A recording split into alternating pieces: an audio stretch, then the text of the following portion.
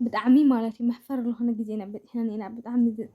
بتعمي بقى كابز نجركم من عاقب مالتي إجزابي يحل منبر بعد خاك تحلو ويدما نزخنا سو حلا ورن كنا سايت خليناها منهم يعتوسي بتعمل قاعد أياف اللخنا أطلع اللخنا جزيرنا بتحنا ولا سوات بتحنا إنا أفدت إني بتعذر رجل سلام كما يعلكم أنا سلامي إجزابي مسكن كم تانا سلام ذا هو سلام قد كونوا بعلتم ودو تسفاي مالتيو لما أنت ما حدش فيديو حيزلكم مت إني أهو يو دس كتب لكم تبقوا زخنا حاسة وكتوصلوا تسفاي يقبر تحت ما جاتكم لما لايك مقال لا يترسيهم ما جاتكم لسبسكرايب ولا يترسيهم ما تيجي كلتي أنا عيد أمانين يو نعاختكم قد من ملقول لكم نجري لين كلكم يدل الشكرين هات مالتيو يو عاوز لهم أنا بفلاي كاب سلام جميلك يحوات سلام ويد من السلامات لهنا درجة خلنا تمنت إلنا محزمنت إلهني بفلا إذا محزمنت إلهني تبهان قال بس ما أمتى ووسيدنا هالنجح فطبوع ما تلي يسمعني ما متعمي تعملك على خون تتكلم صلنا أنا معتيا كما تقول وقت تكون تسفى جبرنا محزمنت إلهني محزي وسيداته محزي كم زجيراتني منعمل لولا أنا تبص من زي بتعمي بقى بزايد ملكو تجاني نوت إني مالتنا بتعمي تتقلق بتعمي تتأيف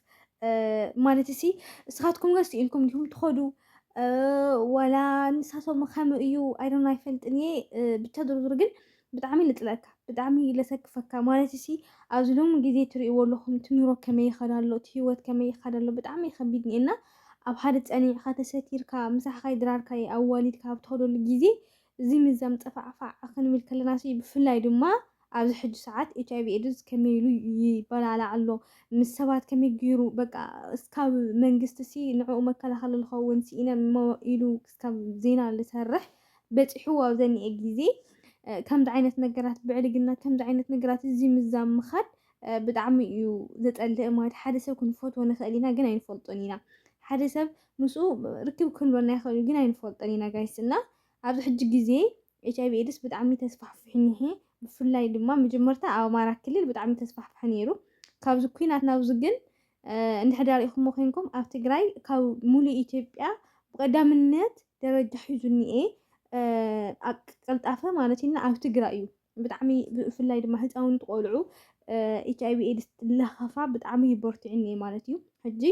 እዞም ህፃውንቲ ቆልዑ እዚኦም ኣይፈልጥዎን እዮም ኣይርድእዎን እዮም ያው እንተሞቱ ምንም ኣይመስሎሚ ብሂወት እንተፀንሑ ምንም ኣይመስሎሚ ማለት ሲትዘን ኢኹነታት ምናምን ገለታት ምንም ዘይክመስሎም ይኽእል ብኡ ኣንጻር ማለት ድሓረይ ግን ልቢ ምስ ገበሩ ምስ ከዱ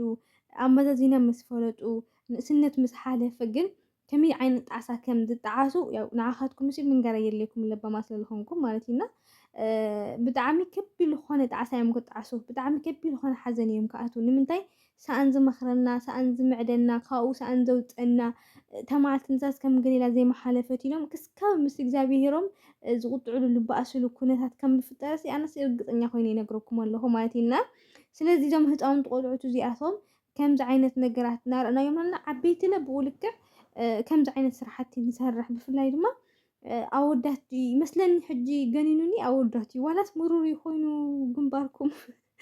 ምሩር ይኮይኑ ግንባርኩም ዋላ ሓሞያ ይፈልጥኒ ግን መንጢላትኒ እዩ መንጢላትኒ ከይዱና ሓደ ሰብ ከምዚ ተጎቲቱ ክኸይድ የብሉን እየ ዝሓስብ ንዓ ስለ ዝብለትካ ትኸይድ ኣይትምፀ ስለ ዝብለትካ ትተርፍ ከይዲ ስለ ዝብለትካ ትኸይድ ከይትኸይድ ስለ ዝብለትካ ዘይትኸይድ ክትከውን ኣለካ ኢለ ኣነ ኣይሓስብ ሓደ ወዲ ተባዕታይ ኣካለ መጠን ደሪሱ በሲሉ ብኩሉ ነገር ኣስፊሑ ሪኡ ሓደ ዓበይቲ ወለድና ወይ ድማ ዓበይቲ ኣሕዋትና ሲ ወዲ ዘይኮነ ሰብኣይ ተመርዐዊ ይብሉ እና ሰብኣይ ኮይኑ ጎቢዙ ሂወት እንታይ እዩ ሓዳር እንታይ እዩ ቆልዓ ምውላድ እንታይ እዩ ኣነ እንታይ ካብኡ ይኸስብ እንታይ ከየስተማቕር እንታይ ሂወት ይህልወኒ ኢሉ ብደንቢ ተረዲኡ ኣፅሊዑ ሓዳር ሂወት ሲ ክኣትዎ ኣለዎ ኢለ ይሓስብ ምናልባት ሓደ ሰብ መኪና ስለ ዘለዎ እዩ ተመርዒዎ ከምዚ ስለ ዘለዎ እዩ እሱታት ዋላ ሰሪሓ ክተምፅእ ትኽእል ኢኻ እንድሕር ሰሪሓ ኮይንካ እንድሕር ጎበዝ ኮይንካ ናይ ኣተሓሳስባ ድኻ ምዃን ሕማቕ እምበር ናይ ስራሕ ናይ ገንዘብ ድኻ ምዃን ይሓልፍ እዩ ዘይሓልፍ ነገር የለን ኩሉ ሲ ጊዜ ኣለዎ እዩ ማለት እዩ። ጊዜ ዘይብሉ ነገር ፍጹም የለን። ኩሉ በዓል ጊዜ እዩ። ሃፍታም ዝነበረ ድኻ ይኾን፣ ድኻ ዝነበረ ሃፍታም ይኾን፣ ንእሽተን ዝነበረ ይዓቢ፣ ዓብይ ዝነበረ ድማ ይኣርግ፣ ሽዑ ሂወቱ ከዓ ይሓልፍ ገለ እና ኩሉ ነገር ጊዜ ኣለዎ እዩ። ንኩሉ ነገር ክንበፅሐሉ ኢና። ከምዚ ዓይነት ነገር እንድሕር ኣጋጢሙ ግን ዋላ ሓንቲ መፍትሒ ኣይውሉይ ማለት እዩና ስለዚ ካብ ከምዚ ዓይነት ነገራት ተንቁጠብ ነቲ ሂወት ፈሊጥና ተንኣቶ ያው ናብቲ ሓንቲ ተኸድና ያው ጓል ኣንስተይቲ እያ ናብቲ ሓደ ተኸድና ጓል ኣንስተይቲ እያ ከምኡ ንኸምኡን ግን ምስ አንድ ሕዘይ ንጠንዕ ኮይና ምስ አንድ ሕዘይ ንነብር ኮይና ካብ መጀመርቱ በቃ ካብ መፈለምቱ ተዘይንቕፅል ፅቡቕ መሲሉ ይስምዐኒ ንሕናም ከም ደቂ ኣንስትዮ ማለት ንዝኾነ ነገር ተዘይንህወኽ ቀልጢፍና ተዘይንኣቲ ማለት እዚ መላት ንሱ ከየመዛዘነ ምናምን ከኣቱ ይኽእል ንሕና ድማ ያው ረይዲ ኮይና ክንኣቱ ንኽእልና ንኸፍሎ መስዋዕቲ እሞ ከዓ ካብ ጓል ኣንስተይቲ ኣንፃር ንላዕሊ ክኸውን ከሎ ትፍትሕ መፍትሒ ኮይኑ ክትረኽቦ ከለኽን ነቲ ፍትሕ ቀዳምነት ጠለብ ትህባ ትህልዋ ማለት እዩና ስለዚ ናብዚ ክንኣቱ ከለና ደቂ ተባዕትዮ ኣሕዋተይ ማለት እዩ በሲልና እንተንኣቱ ንእሽተይ ስራሕ ናይ ባዕልና ሒዝና እንተንኣቱ ንሕና ዝወለድናዮም ውላድ ብናይ ኣደና ብናይ ኣቦ ፍቕሪ ዝዓበዩ ንሕና በቃ ህይወት ክትመስርቱ ከለኹም ኣነ እንተዝኸውን ነይሮሞ ወለደይ ተዝኾኑ ነይሮሞስ ከመይ ዓይነት ከንብሩኒ ምደለዩ ኣቦይስ ነደይስ ከመይ ክገብረላ ኣለዎ ኢልና ክንሓስብ ከለና ያው ትመልሲ ንጡር እዩ ማለት እዩ ኣቦይስ ነደይስ ከምዚ ዝገብረላ ከምዚ ተዝሰርሐላ ከምዚ ተዝገብረና ኢና ንሓስብ ኮይና ብኡ ልክዕ ከዓ ንሰበይትና እንታይ ከም ንገብረላ ንፈልጥ ኢናና ብዝተኻኣለና መጠን ህይወትና ሒዝና ኣፅኒዕና ኑሮና ኩሉ ነገርና ኣፅኒዕና ተመራሕና ፅቡቕ ማለት ኢና ብፍላይ ድማ ኣብ ውሉድ ዝበፅሐ ነገራት ብደቀቕቲ ነገራት ንኽትበኣስ ብደቀቕቲ ነገራት ንኽትጓናፍጥ ብጣዕሚ እዩ ኣፀያፊ ማለት እዩ ምክንያቱ እቲ ውላድ ገና ሓለይሉ ከይጀመረ ከሎ ሓደ ቆልዓ ወሊድና ካልኣይ ኳስ ዘይደገምናሉ ማለት እዩና ከምዚ ዓይነት ጭቕጭቕ እንድሕር ንኣቱ ኮይና ከምዚ ዓይነት ነገራት ምፍልላይ እንድሕር ንበፅሕ ኮይና ገና ናብኡ ከይኣተና ከለና ዝተጠነሰ ግን ከዓ ዘይተወለደ ነገር ነይሩና ኢለ ሓስብ ኣነ ማለት እዩና ኣብ ዓመት ለይትመልእ እዚ ኩሉ ነገራት እንድሕር ዝመፅእ ኮይኑ ቅድሚ ዓመትስ ዝኾነ ነገር ነይሩ ግን ክሓልፎ እየ ወይ ድማ ከምዚ ክሻገር እዩ ክስተኻኸለለ እዩ ምናምን ኢልና ንኸዶ ነገር ነይሩና እዩ እምበይ ብሓደ ግዜ ከምዚ ክኸውን ኢለ ሓስብ እዩ ማለት እዩና ብፍላይ ድማ ደቂ ተባዕትዮ እዩ ኣሕዋትና ደቂ ኣንስትዮ ኣሕዋተይ ክናገረክን ዝደሊ ነገር እንተሃልዩ ዝኾነ ይኹን ነገር ጠለባት ክንጠልብ ከለና ማለት እዚ ድላያት ክንደሊ ከለና ወይ ድማ ክንፀልእ ከለና ምናምን ቅድሚት ህይወትና ተንነግሮ ቅድሚት ህይወቱም ተዝነግረና ነዚ ዝመፅእ ህይወት ሓድሽ ነገር ከይኮነና ምእንቲ ክንኣትዎ ማለት እዩ በቃ ስለዝነገረኪ ዝፀንሐኪ ንሱ እዩ ኦልሬዲ ሓድሽ ነገር የለን ስለዚ ፈቲኸ ክትኣትዎ ያኺ ፀሊእክ ድማ ክትሓድጊ ያኺ ማለት እዩና ንሕና ለብኡ ልክዕ ዝኾነ ይኹን ነገራት ተንነግሮም ፅቡቕ መሲሉ ይስምዐኒ እና ምናልባት ነቲ ጠንቂ ፍትሕ ወይ ድማ ነቲ ጠንቂ ምኻድ መጀመርታ ተሓዊኡ ዝነበረ ነገራት ክመፅእ ከሎ ዝኸይድ መሲሉ ይስምዐኒ ካልኣይ ፅጋብ እዩ ፅጋብ ክትጠግብ ከለካ ሰበይቲ ገዲፍካ ንደገ ደገ ትኸድ እንድሕር ኮንካ ገዛኻ መኣዲ ገዲፍካ መኣዲ እንዳ ጎረቤት እንዳተጣመት ኮንካ ፅጋብ እዩ ክበሃል ማለት እዩ ሳልሳይ ድማኒ ዘይምግንዛብ ዘይምፍላጥ ዘይምምሃር እምበር በዚ ሕጂ ግዜ ከምቲ ዓንቱ ኢልኩኹም ኤችኣይቪ ኤድስ ኣብ ተስፋሕፍሐሉ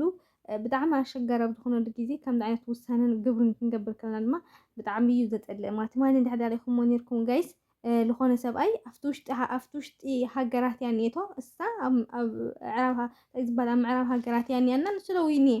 ግን ንሳ 3 ቆልዑ ወሊዱ ኣብ ገዛ እኒኣ እሱ ድማ ስራሕ ኢሉ ከይዱ ሰሙናዊ ምስለኒ ሰሙናዊ ወይ 2 ሰሙን ገለ ኣሽዒቱ ድማኒ ያው ሰበይቲ ደልየ ምናምን ኢሉ ድማኒ ናብ ቲክታክ መፅእ ማለት እዩ ቲክታክ ድማ ስለዝሪአቶ ሰበይቱ ምስ መፀት ድማ ወፅኡ ከይዱ ማለት እዩ እንታ ድማ ኣሚናን በዓል ገዛን ከም ዝኾነ ድማ ተናጊራና እንታይ ይኽለኩም ደልየ ዝኾነ ዓይነት ነገራት ከምዚ ዓይነት ነገራት ስለምንታይ ኢና ንመስል ስለምንታይ ነቶም ደቅና ንርኢ ንሕና ድማ ብልክዕ ስነ ስርዓት ክህልወና ኣለዎ መልሓስና ክተኣንዮ ኢለ ንሓስብ ማለት እዩ መልሓስና ብዝኸለ ቁፅሪ